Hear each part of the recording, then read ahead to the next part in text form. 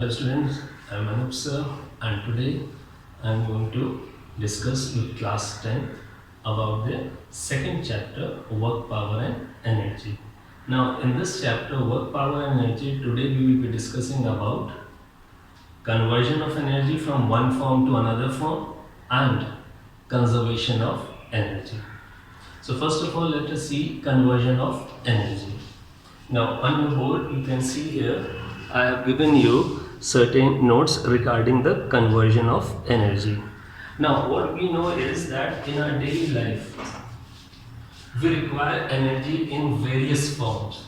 We require energy like in heat form, light form, sound form. In various forms we require energy. And we can obtain energy in the required form from the form of energy which is available to us. Now suppose we require light energy. Now how can we get the light energy? Now we know that one form of light, one form of energy which is available to us is electric energy. So we can convert electric energy into light energy. We can convert light energy into sound energy. We can convert light energy into heat energy. So in this way we can convert the form of energy which is available to us to some another form which is required. So here I have given you few conversions. Now basis of this question can be asked see in two ways. What they may ask you to give an example where mechanical energy is converted into electrical energy. The first one, mechanical energy is converted to electrical energy. So you will give the example is electric generator. In electric generator, we rotate the coil. That is the mechanical energy of the coil is converted to electrical energy. So the question can be asked this way. Name a device in which mechanical energy is converted into electrical energy. Or the other way of asking the question is, they may give you the name of the device and then they may ask you to write the energy conversion taking place in it. So you have to learn these both ways. Energy conversion may be given to you and they may ask you name of the device, or name of the device is given to you and they may ask you the energy conversion. So these are few examples which I have given over here. I have given them in the notes also, so you can read it from notes also. Otherwise you simply we will check it out over here. Electrical to mechanical, electric motor. Electrical to heat energy, heater. Heat energy to electrical energy, thermocouple. Electric energy to sound energy, loudspeaker. Sound energy to electrical energy, microphone. So in this way few examples I have given to you over here. You will go through this example and remember one thing very important, that you have to learn it both ways. Just now I told you question may be given, energy conversion may be given to you like chemical energy to heat energy. This is the energy conversion given to you, and they may ask you name a process where you can find chemical energy being converted to heat energy. So you will say burning of fuel or coal.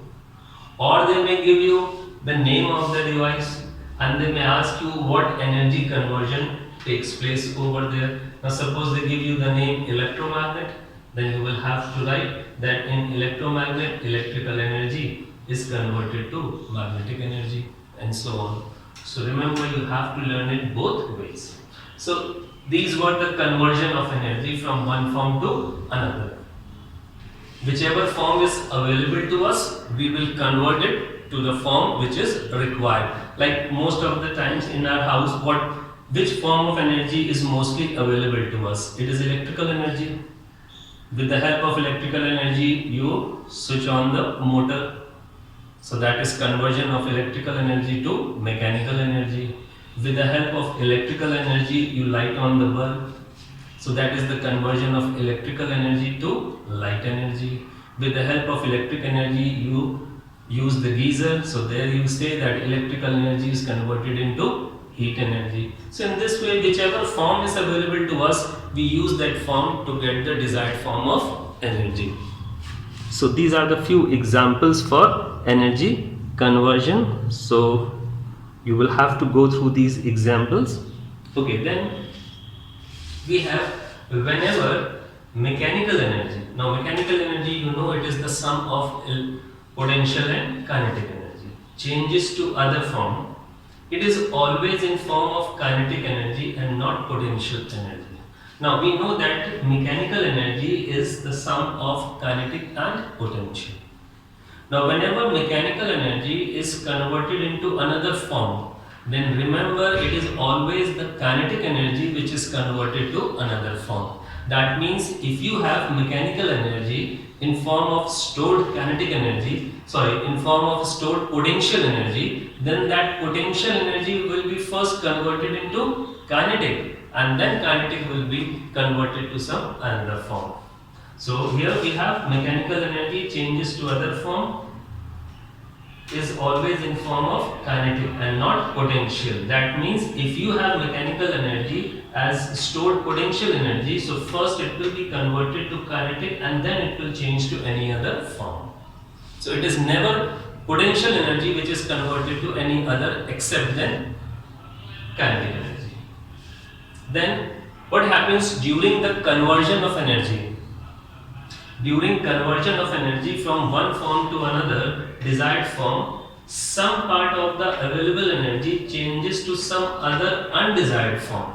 Now suppose you are converting a form of energy to another desired form, then what will happen? Some part of the available energy, remember, some part of the available energy will be converted into some such form which is not useful to us. And whenever available energy is converted into some such form which is not useful to us, we say that dissipation of energy has occurred. Dissipation of energy has occurred, and that part of the available energy which has converted into undesired form, that part of the energy is called degraded energy. Hope this is clear to you. Whenever energy is converted one form to another desired form, then some part of the available energy is converted into a form which is not useful to us. So this conversion of available energy into to the non-useful form, that is known as degradation of energy. And part of the energy which has degraded, which has converted into non-useful form, that is known as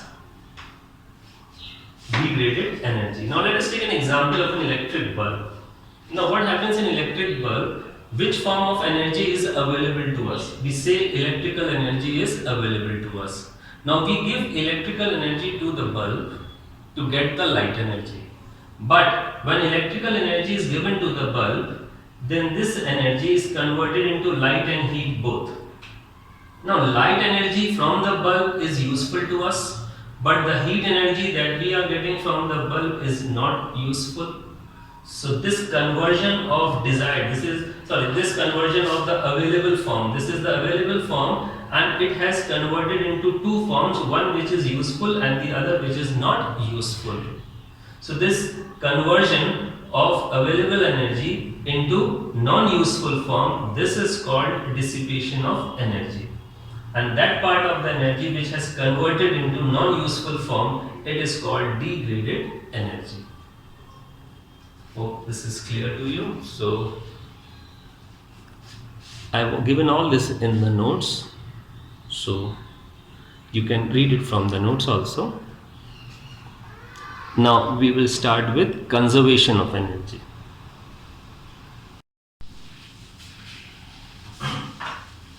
Okay, now we have to start with principle of conservation of energy. Now what the principle of conservation of energy says, energy can neither be created nor can it be destroyed.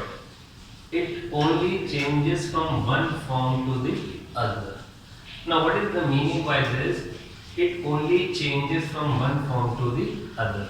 Now for example, suppose you have electrical energy 100 joule and you are converting this electrical energy into sound, heat, light, mechanical and so on. So what they say, this energy will be converted into different form.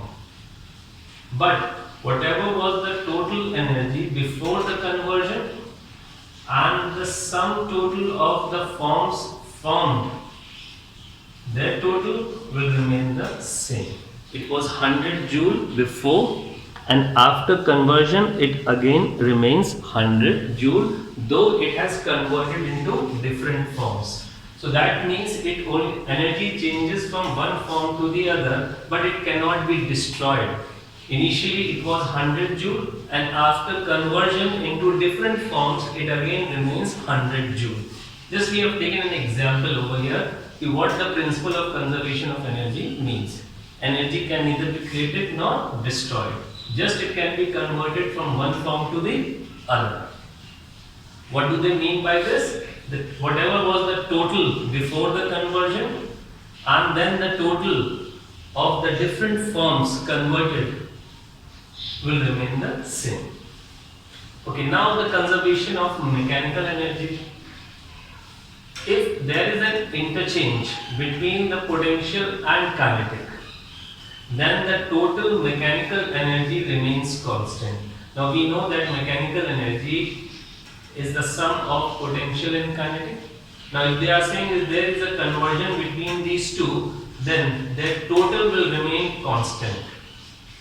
If you find the total of these two, it will always come out to be constant, provided no frictional force is present. Because if frictional force will be present, then some of kinetic energy form may be converted into heat form or some other form. Now this is the proof of it. Theoretical verification that when a body falls freely, then the sum total of potential and kinetic throughout its motion remains constant. Now to prove it, we have considered a body of mass m, and this body is kept at a height h above the ground. This is the ground level. Body is kept at a height h above the ground level, that is the position A. Now from position A, body starts falling down. So we have considered two more positions, B and then the ground position C. Now when body was at point A, its initial velocity was 0 as the body was at rest. It started to move down under the gravity. So its velocity on reaching the point B is considered as V dash.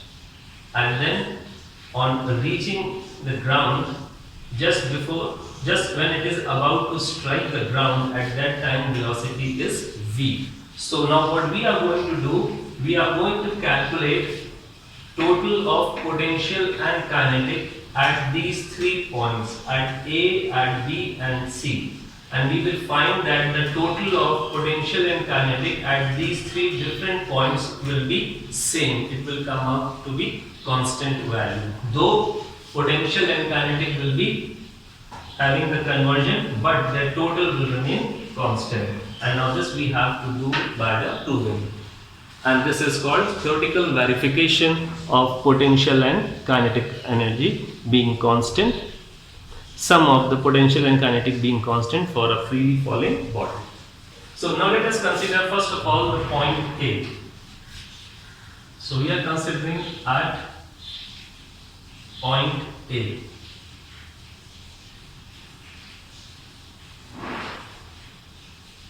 Now if I ask you to calculate potential energy at point A, it is having the height h. So you can find potential energy at A to be mgh. M is the mass of the body, g is the acceleration due to gravity, and h is the height of the body at point A. Now if I ask you to calculate kinetic energy, then you will say that kinetic energy at point A is 0, because at point A velocity of the body is 0, body is at rest.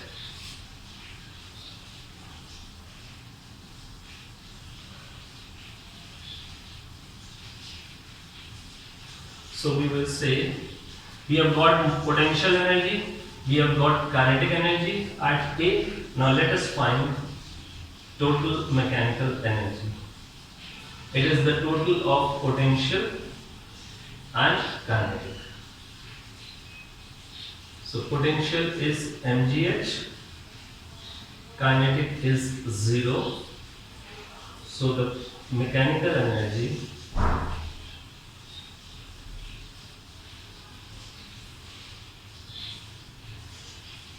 so we have calculated mechanical energy at point A. The total mechanical energy at point A is equal to mgh.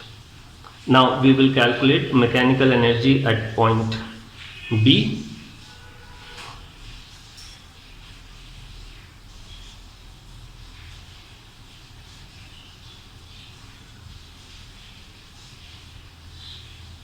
Now if you consider point B, now when we are coming at point B, how much is the height left?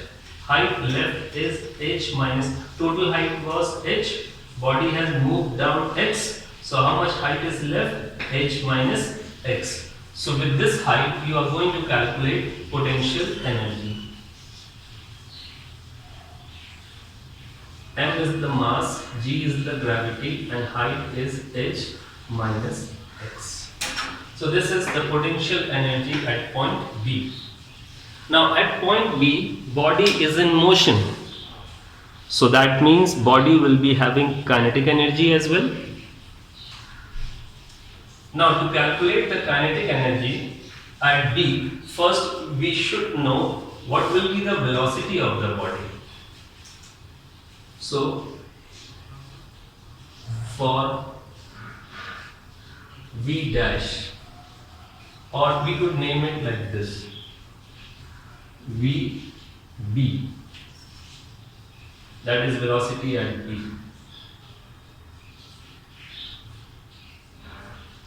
Now you must be knowing this equation, V square is equal to U square plus 2AS. You know this equation of motion? Now here V is velocity at point B. So that is to be calculated. U is the initial velocity. Body started from A. So U is the initial velocity and that is 0. A is the acceleration due to gravity in the body, and S is the distance through which body has moved down. So you can see body has moved down distance of x. So it will be 2gx. So we have got VB square is equal to 2gx. So this point is clear to you? Because we were going to calculate kinetic energy at point B. So for that we must know what is the velocity of body at point B. So now you will calculate kinetic energy. It is half mvb square. So that will give you half m, and vb square is 2gx. That is mgx. So we have got kinetic energy at point B. So at point B we have calculated both kinetic as well as potential. So let us calculate total mechanical energy. It is the total of kinetic and potential. So let us add these two. Kinetic is mgx and the potential was mgh minus x.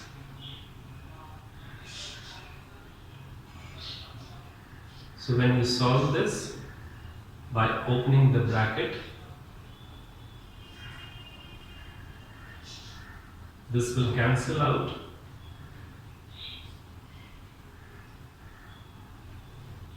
So you can see at point B, potential energy has changed.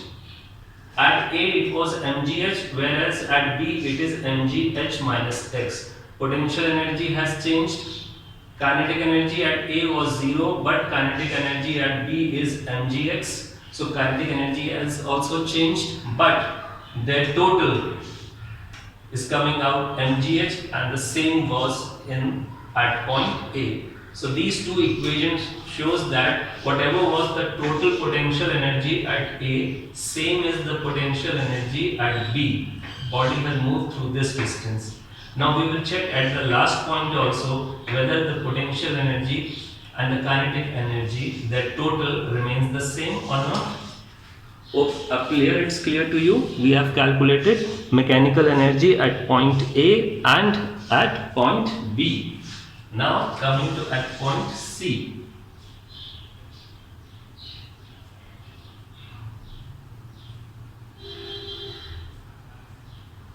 First of all, potential energy. Formula is mg into height. Now when body reaches to point C, it has zero height. It has come to the ground level.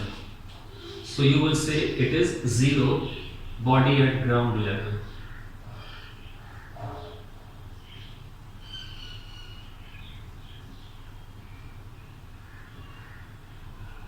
So height is zero. So potential energy will be zero. Now we need to calculate what will be the kinetic energy at this point. So for that, first of all, we need to calculate how much is the, let this velocity be vc. We need to calculate with what velocity it is going to strike the ground. The body is just about to strike the ground. So let us calculate with what velocity will it strike the ground. So again using the formula, v square is equal to u square plus 2as. Now in this formula, v square means velocity at c, u square. Now body is coming from here to here. So initially velocity was 0. It was having acceleration due to gravity g, and body had moved from here to here. So how much distance body has covered? It has covered a distance of h. So from here we have got v square is equal to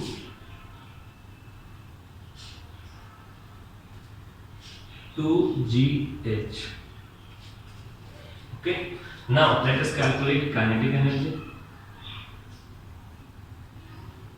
It's half m into velocity square.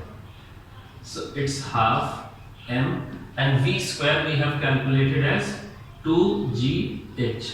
So in place of v square you are going to substitute 2gh. So on solving it you are getting 2,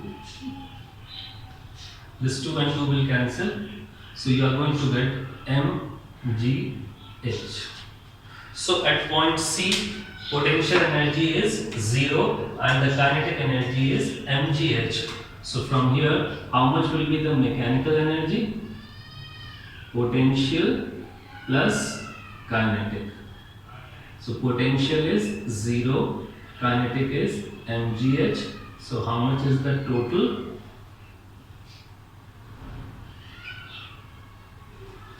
So if you see these three equations, equation 1, 2 and 3. Equation 1, 2 and 3, they are representing the mechanical energy of the body at three different points, and you can see mechanical energy of the body at three different points is same.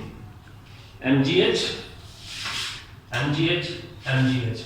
So that means, see, kinetic and potential is different at each point. Potential is mgh, kinetic is 0. At B, potential has changed, mg h minus x, kinetic has also changed. At C, potential has changed, kinetic has also changed. So we have seen that at these 3 points, potential energy was different at all the points, kinetic energy was also different at all the points, but their sum, potential plus kinetic, was same at all the points. So that means potential plus kinetic is constant for a freely falling body. So this was the proof for potential plus kinetic is constant for a freely falling body. Hope this proof is clear to you. See here, what we have done at point B and C, body was not at rest. So at point B and C, you have calculated its velocity using this formula. V square is equal to u square plus 2as. This formula was used at point B. The same formula was used at point C, because at point B and C body was not at rest. So we calculated its velocity so that we can calculate its kinetic energy. Here also, here also. And then we got the total of potential and kinetic coming out to be constant. So this was the verification. Now from equation number 1, 2 and 3, what you are observing that mechanical energy remains constant, and that total mechanical energy which is constant, it is always equal to the initial potential energy. See, mechanical energy is mgh, mgh, mgh. So the total mechanical energy always remains equal to the initial potential energy. For a freely falling body, remember this point, for a freely falling body, the total mechanical energy is always equal to the initial potential energy. You can see here, mgh, mgh, mgh, that is equal to total potential energy, initial potential energy. Remember this point. So you have to remember, similarly, if a body is thrown vertically upward under gravity, its mechanical energy will remain constant. Here we have taken an example that when body is moving in the downward direction, body is moving in the downward direction. Now they say if the body moves in the upward direction, then also this verification, the potential energy plus kinetic energy will remain constant then also. But in that case, what you will say, that the total mechanical energy is equal to initial kinetic energy provided to the body at the ground. Hope this point is clear to you. When body is moving in the downward direction, then the total mechanical energy is equal to initial potential energy. But if you throw a body in the upward direction, you are imparting it kinetic energy first, and then the body starts moving. In that case, the total mechanical energy will be equal to the initial kinetic energy given to the body at the ground level. So this is, remember this point, moving downward, total mechanical energy is equal to initial potential energy, and if body is moving in the upward direction, then total mechanical energy at any point will be equal to initial kinetic energy. So that means you can say, hope this point is clear to you. I will write this point for you, then it will be more clear to you. So hope this point is clear to you. So we will move on to the next point now. Now by the principle here, conservation of energy, when a body moves down freely under gravity, then its mechanical energy at each point remains constant and is equal to its initial potential energy. Let me do the last. So when a body moves down, then the total mechanical energy at any point will be equal to its initial potential energy. Similarly, when a body is thrown vertically upward, then its mechanical energy remains constant at each point, and now we can say that mechanical energy will be equal to initial kinetic energy provided to the body at the ground. So hope this point is clear to you. When body is moving in the downward direction, then the mechanical energy at any point will be equal to its initial potential energy, and when body is moving in upward direction, then mechanical energy at any point will be equal to its kinetic energy provided at the ground. Next point, when a body falls, its potential energy at height h changes into kinetic energy. Similarly, kinetic energy provided at the ground level to throw the ball upward changes in potential energy. So when the body is moving in downward direction, then the potential energy at the highest point gets converted to kinetic energy on reaching the ground. Similarly, if a ball is thrown in upward direction, then we will say the kinetic energy provided at the ground level to throw the ball up changes to potential energy of the body. It's not necessarily ball, it can be any body. Can be any body, changes in potential energy of the body on reaching the ground. So we can say the potential kinetic energy provided at the ground level is equal to potential energy on reaching the highest point. So when you equate these two, you are getting U is equal to 2gh whole under root. Thus, how much initial velocity should be provided to the body to make it reach to the height h? So this will be the formula. So this much of velocity if provided to the body, then the body will reach to the height h. And in this calculation which we have done over here, that the potential energy is equal to kinetic, or kinetic given at the lower level is equal to potential energy. In the above calculations we have considered air friction is negligible. It's not present there. Thus we can say conservation of mechanical energy is strictly valid only in absence of external forces such as friction due to air. Or sometimes in the question they may ask you under what condition the principle of conservation of mechanical energy is valid. Then you can write mechanical energy, conservation of mechanical energy is valid only under the absence of external forces such as friction due to air.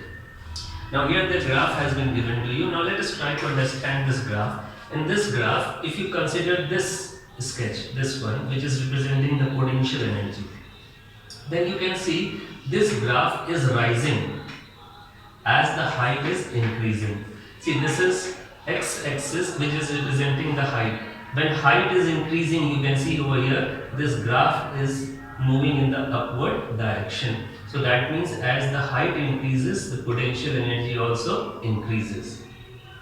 And at the height h, this potential energy is mgh. That is the total mechanical energy. In the same way, if you see, when height is increasing, then the graph for kinetic energy is decreasing. You see, this is the graph for kinetic energy. As the height is increasing, the graph for the kinetic energy is decreasing. So this you can say this is the representation for the variation in kinetic energy and potential energy with the height above the ground. So in this graph we have shown two sketches. This sketch is for potential energy, and this sketch shows that energy is rising, potential energy is increasing as height is increasing. Whereas if you consider this sketch, so as the height is increasing, this sketch is coming down, that means kinetic energy is decreasing. Hope this is clear to you. So you can go through it once more. Now here we have the principle of conservation of energy in a simple pendulum. Principle of conservation of mechanical energy in a simple pendulum. Now see, during the swing, now this is a pendulum which is to be oscillated. Now this is called the mean position, and these two are known as the extreme position. Initially the pendulum was at rest.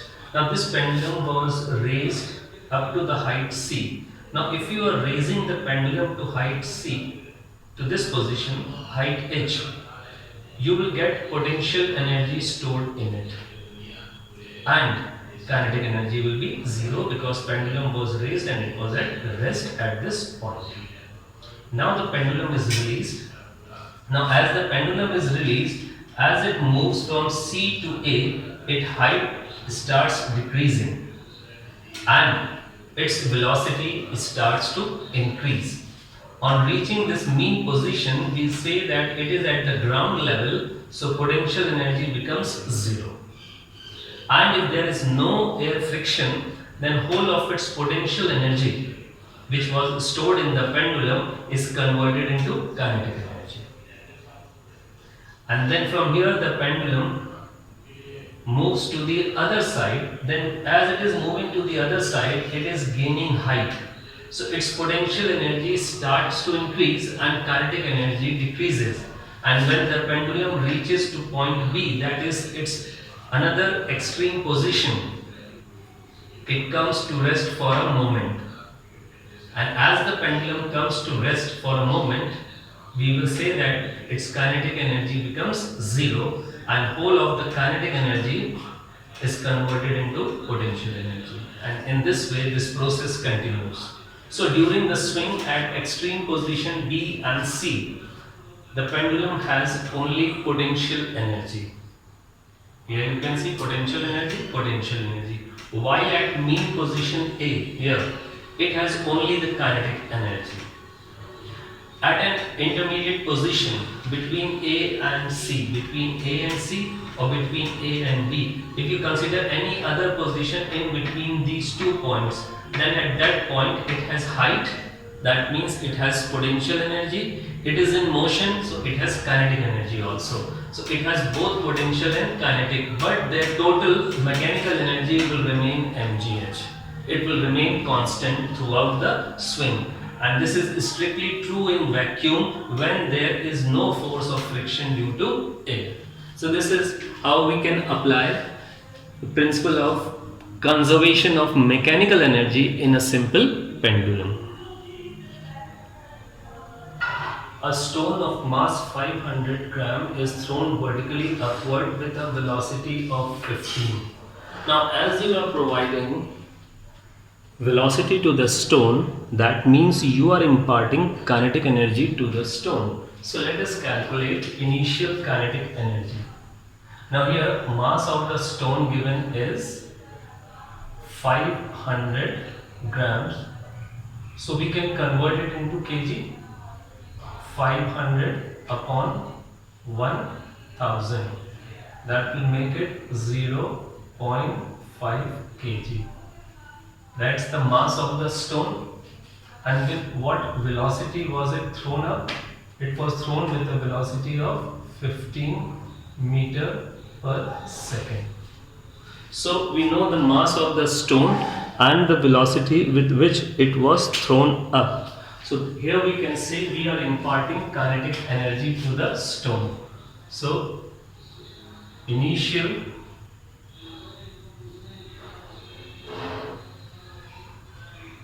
kinetic energy imparted.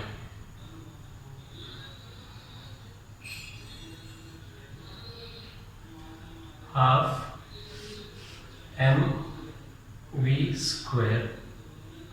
So let's substitute the values. It's 0.5 and v is 15. So now if you solve this one, so you will be getting 56.25 joule of energy. So we can say this much kinetic energy was imparted to the stone. Now as the stone moves up, the kinetic energy imparted to the stone at the ground level will be converted into potential energy on reaching the highest point. So we can say potential energy at highest point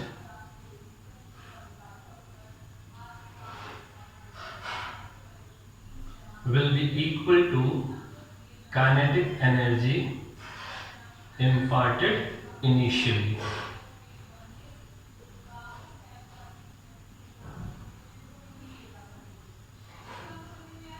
That is 56.25 joule. That will be the answer to the first part. So here we can say now the stone has reached to the highest point and the whole of the kinetic energy imparted to it has been converted into potential energy. As there is no air friction, it's given in the question. So whole of the kinetic energy imparted was converted to potential energy on reaching the highest point. Now the stone will move in the downward direction after reaching the highest point. Then the second part, the first part, stone was thrown up, it reaches to the highest point, and now the stone will start moving in the downward direction. Now when the stone moves in the downward direction, so whatever will be the potential energy at the highest point, now it will be converted into kinetic energy when the stone reaches the ground. So they are asking you kinetic energy on reaching the ground. So we can write kinetic energy on reaching the ground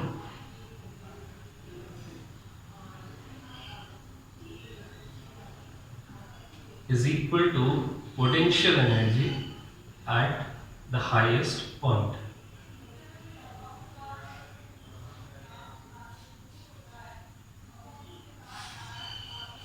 That will be 56.25 joule. It will remain the same. Now third part. In the third part you have to find the total energy at its midway point. Now remember, by the law of conservation of energy, the total energy at any point throughout the motion is equal to initial kinetic energy imparted when stone is moving in the upward direction, or you can say the total energy at any point is equal to potential energy at the highest point when it is moving in the downward direction. So we can say total energy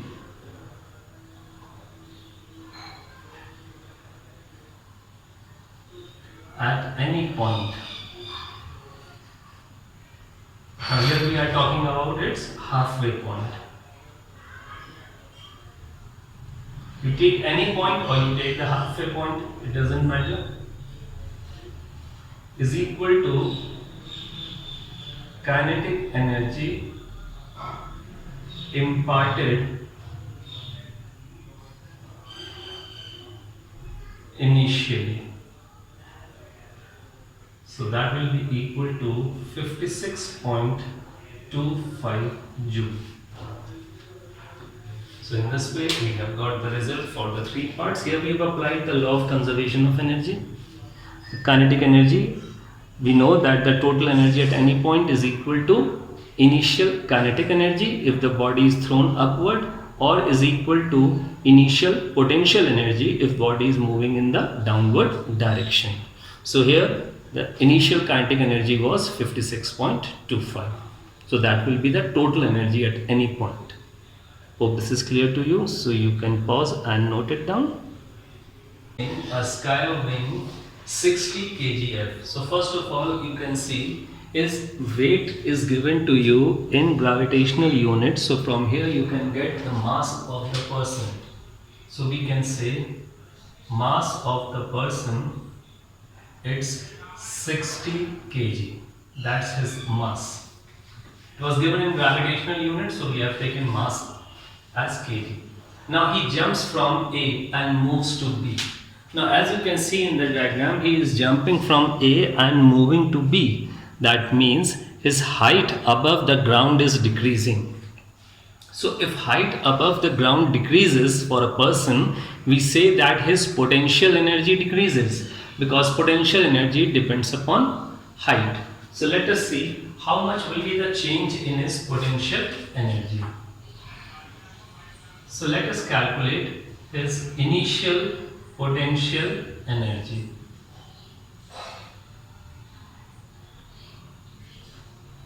mgh. M is mass, g is gravity, and height is given as 75. So let's see what will be the potential energy. 6, 5, 30, carry over 3, 42 and 3. So this will be his potential energy at A. Now he jumps from A and moves to B.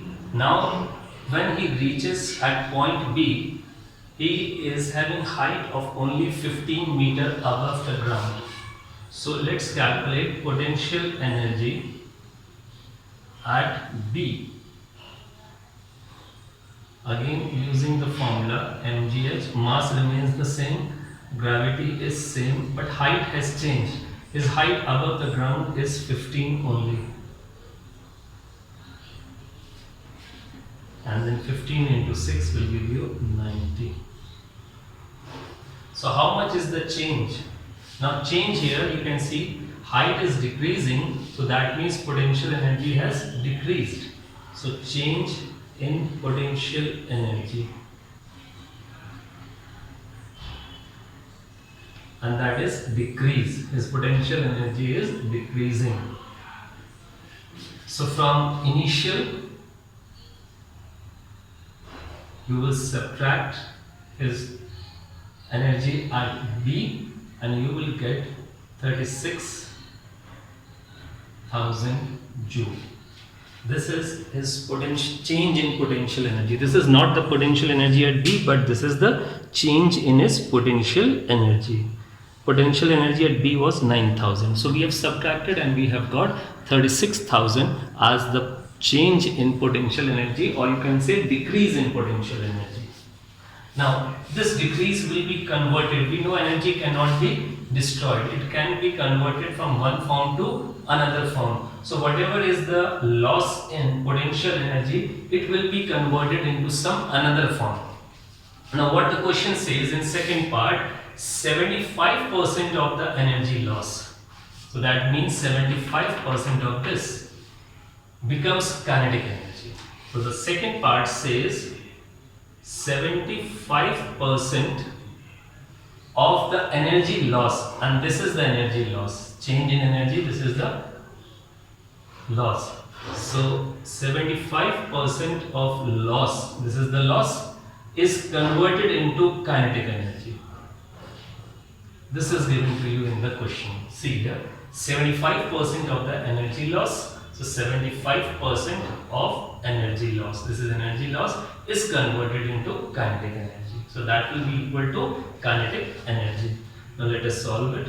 75% of 36,000, kinetic energy is half mv square. So this will be reduced. So 75 into 360 is equal to half, m is 60 into v square. So if you solve it, you are getting v square is equal to 900. So from here we get v is equal to 30 meters per second. So that means when the person will reach at point B, at that time his velocity will be 30 meters per second. So this is clear to you. So you can pause and note it down.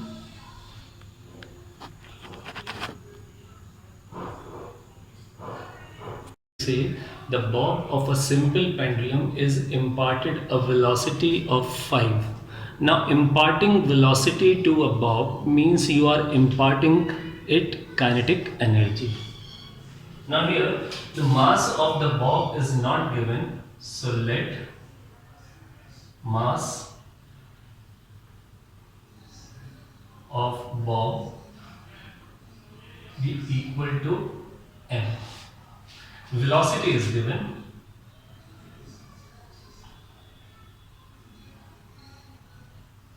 Now imparting velocity to the bob means you are imparting it kinetic energy. So let us calculate kinetic energy imparted.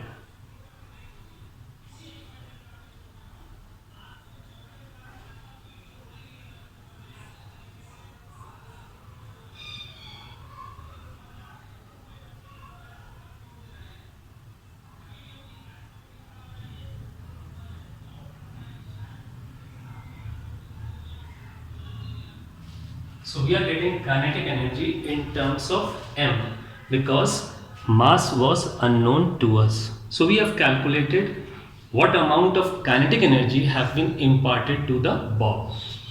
Now when we know when a pendulum oscillates, then at the mean position it has kinetic energy, and as the pendulum moves to its extreme position, its kinetic energy is converted into potential energy. Now if there is no air friction, then whole of the kinetic energy imparted will be converted into potential energy.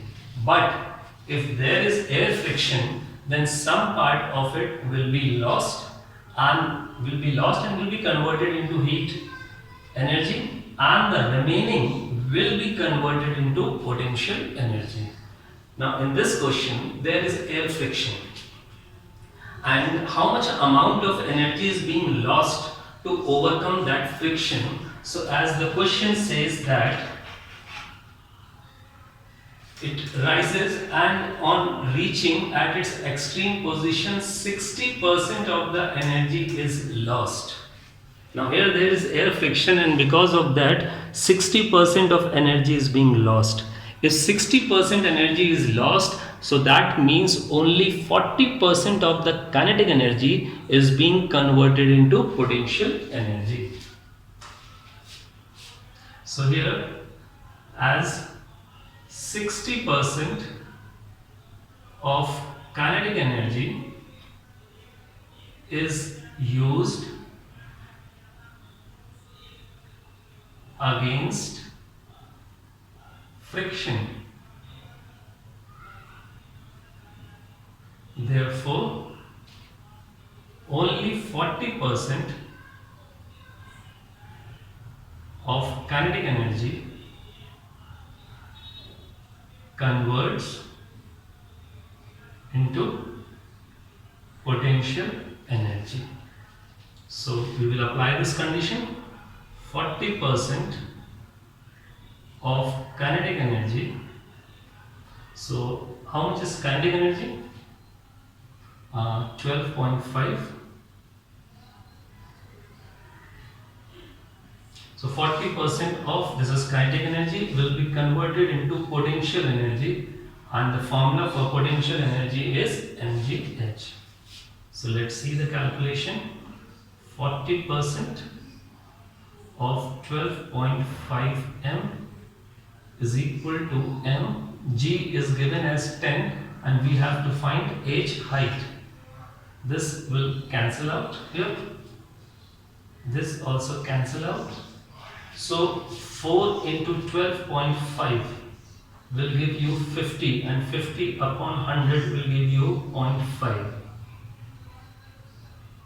So you are getting height h is equal to this, that is 0.5 meter.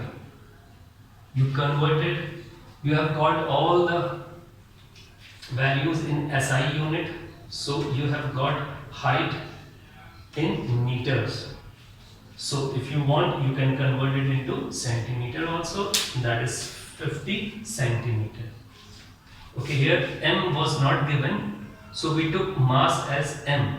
So when m was used for kinetic energy, this side, and this side m was used for potential energy, so this m will cancel out and this will be the height. So in this question, as there was air friction, so whole of the kinetic energy cannot be converted into potential energy. Some part of it was lost against the friction, and the question says that 60% was lost. So if 60% is lost, so we can say only 40% of kinetic energy converts into potential. So we are writing 40% of kinetic energy that we have calculated is equal to potential energy, mgh. M will cancel and you will get the height. So that means the bob of the pendulum will rise to height. Okay, now if we read this question number 4, let's see what's given in this question. The question says that water from a lake whose water level is 50 meter below its turbine. Now this statement means we are lifting, that means the turbine is lifting water from the level of 50 meter below. So height through which the water will be raised is 50 meter. So this is the height given to us through which the water is raised. Okay. Next, assuming an overall efficiency. Now they have given us the efficiency, and the efficiency given is 40%. Okay. Calculate the mass of water. which must the mass of water to be calculated. Each second time is given 1 second to produce a power output. Now they have given us power output. It's power output, and as you can see, power output is with a prefix.